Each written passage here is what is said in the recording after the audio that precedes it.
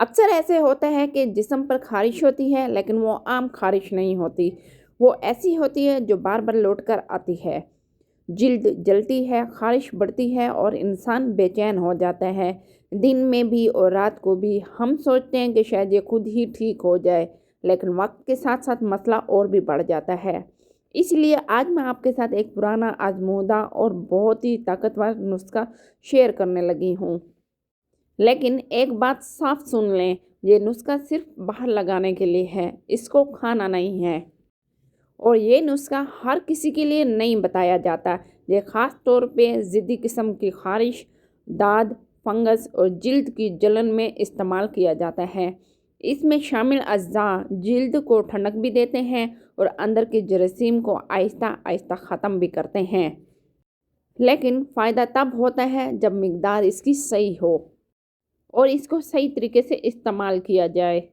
اب اس کو بنانے کا طریقہ آپ کو بتاتی ہوں، اور جو میں آپ کو اجزاء بتا رہی ہوں آپ نے اس کو غور سے سننا ہے۔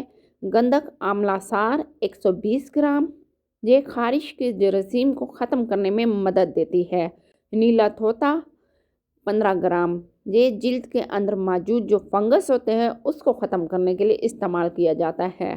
مردہ سنگھ 15 گرام، یہ جلد کو خشک کر کے اور خارش کو پھیلنے سے روکتا ہے۔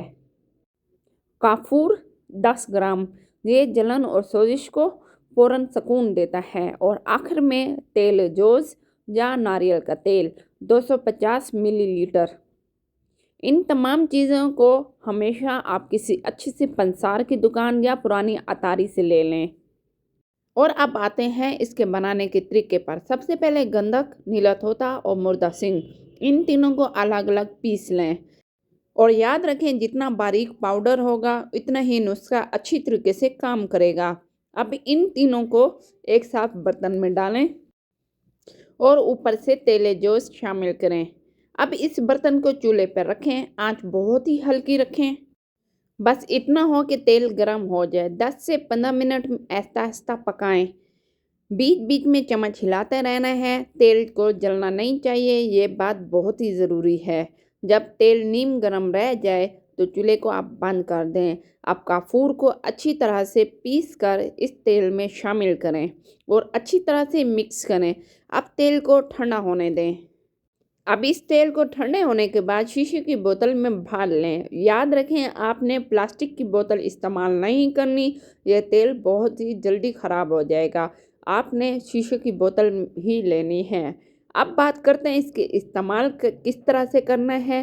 خارش والی جگہ کو پہلے نیم گرم پانی سے دھو لیں اور اچھی طرح سے خشک کر لیں، اور تھوڑا سا یہ تیل لے لیں اور ہلکے ہاتھ سے خارش والی جگہ پر لگا لیں۔ زور سے مساج نہیں کرنا، ہلکا سا ہی لگانا ہے، اور دن میں ایک بار کافی ہے۔ اگر خارش زیادہ ہو تو دن میں 2 بار لگا سکتے ہیں، لیکن یاد رکھیں آنکھوں، منہ یا کھلے زخم پہ یہ تیل نہیں لگانا۔ اور اب سب سے ضروری بات، 5 سال سے کم عمر بچے یہ نسخہ استعمال نہ کریں، حاملہ خواتین بھی اس سے پرہیز کریں۔ اگر آپ کی جلد بہت حساس ہے یا پہلے کسی چیز سے الرجی ہو چکی ہے تو پورے جسم پر لگانے سے پہلے پیچ ٹیسٹ ضرور کریں۔ اصل شفا وہی ہوتی ہے جو آپ کو نقصان نہ دے۔ اگر آپ کو یہ معلومات فائدہ مند لگے ہیں اور آپ چاہتے ہیں کہ میں ایسی ہی آسان، آزمودہ اور محفوظ نسخے آپ تک پہنچاتی رہوں تو چینل کو ضرور سبسکرائب کریں۔ ویڈیو کو لائک ضرور کیجیے گا اور کمنٹ میں ضرور بتائیں کہ آپ کس شہر سے دیکھ رہے ہیں، اور یہ بھی بتائیں کہ آپ کس مسئلے پہ ویڈیو چاہتے ہیں، کیونکہ یہ چینل صرف ویڈیوز کے لیے نہیں، آپ کی صحت کے لیے ہے۔